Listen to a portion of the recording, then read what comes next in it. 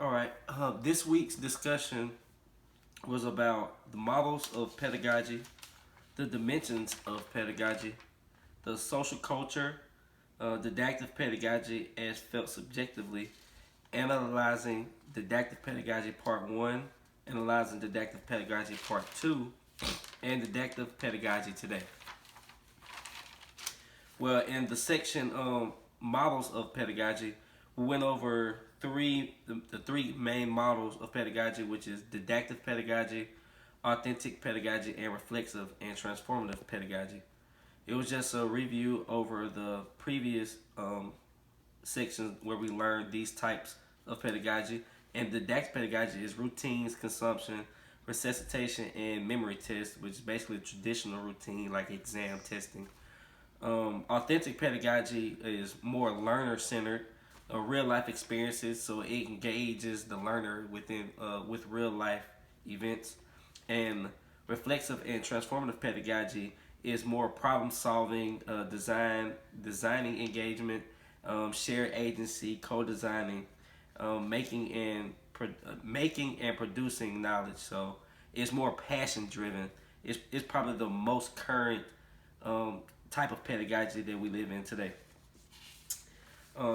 As far as the second section of this week's discussion board, we discussed dimensions of pedagogy, and the dimensions of pedagogy are architectonic, which is the space in which learning happens. Discursive, what happens in that space, and the subjective, what kind of power is between the teacher and the learner. Who controls what happens, and what authority do the learners have?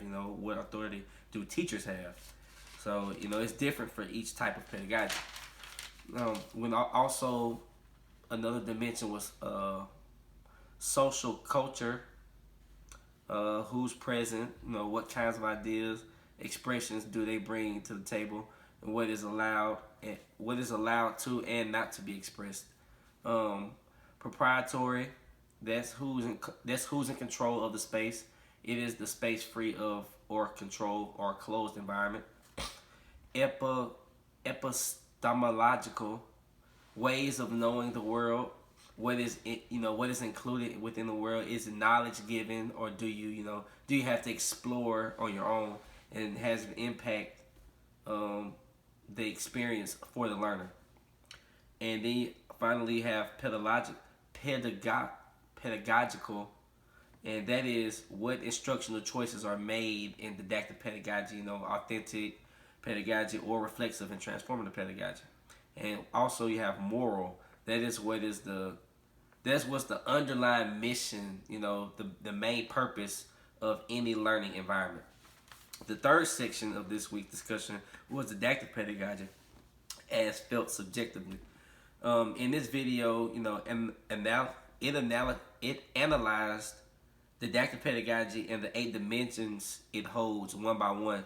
The speaker explained how classroom settings, environments there were in earlier times were viewed by literature, and his main topics were the literature, and the literature would often complain about the form of didactic pedagogy and how horrible classrooms with demanding teachers would feed information to the learners and force them to believe the information given. So he also explained how others displayed didactic pedagogy through literature and how they described their learning experiences as well.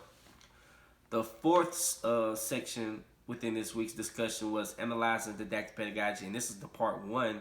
In part one, the video explained the analytics of didactic pedagogy. It focuses on applying the previous 8 dimensions of pedagogy to discuss the shapes and forms of didactic pedagogy.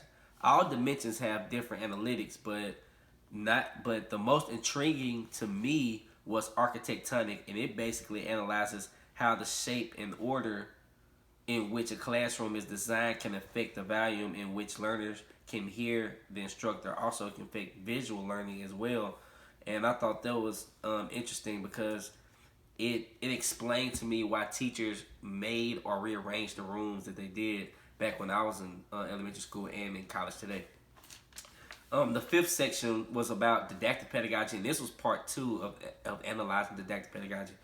This video continued much of the information given in the previous one, and it just finished up the rest of the 8 dimensions of pedagogy. You know, what I found most interesting in part two is the fact that in school, one of the most important things to learn is discipline. And the speaker went on to say that in most cases, learning things that may not be relevant in the real world is really created to test how well disciplined you are. The reasoning behind times the bell ring for class, or times lunches, the time you have to eat at lunch, are created in some way to train discipline skills. And discipline skills builds compliance. Compliance builds social order, and social order is key to success in and out of the classroom. I found that very interesting. And last but not least, the sixth section in this week's discussion was didactic pedagogy today. In this video, the speaker is explaining how e-learning and teaching machinery today is somewhat exactly the same as older machinery by replicating didactic pedagogy. He also explains how history isn't a straight line. I agree with him. I agree with him in that sense when he explains how didactic pedagogy is still alive and well with us today, even if newer things, came along, and we move forward into transformative pedagogy. It's only because we have didactic pedagogy happening on a daily basis.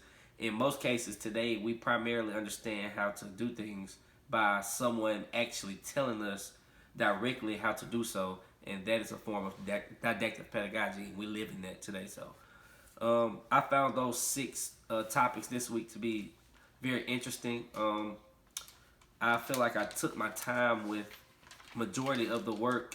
The work that was pretty quick was more of the first two sections, and they were basically reviews of what we've already been over before.